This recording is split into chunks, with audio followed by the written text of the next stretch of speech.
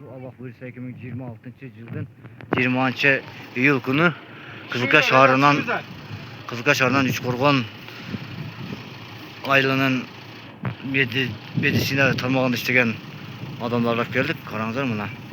Üçkorgon sitede Üçkorgon'dan gelgen turistler radonlu istegen egen. Aldı pensiya açı olqasıga işte otadı egen. Barыңызlarga өзүмдүн атымдан жана Ноғат Хабар 24 каналынан тынччылык аманчылык каалайм. Бизге демөөрчү болгон Кызылкада Сары Тревелдин жетекчиси Бөлгө терең асылып билебиз. Тынч болуңуздар, аман болуңуздар.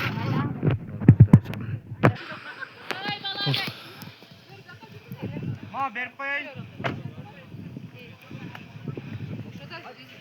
Ошо бая биз келген эжелер да.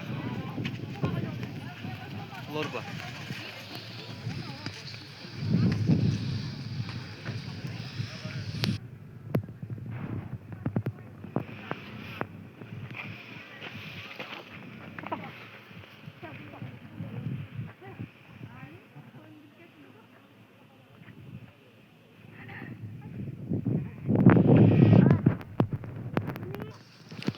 Hurmatly tuğanlar, Karakoyga keldik hazır. Qarаңыздар.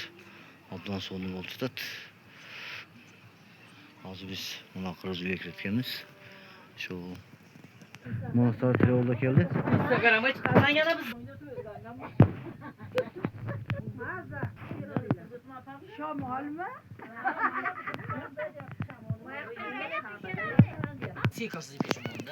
Hemen var. Ha orada şu tıkadı meşan ne yapar? Dikkat meşinati çok da meşinati. Non diyem trollü Ketdi. Lola Dua qilavering. Amin tinchlik omonligini bersin, xotirjamligini bersin, xursandchilik kunlar bo'lsin. Hammalaring sog' bo'linglar, salomat bo'linglar.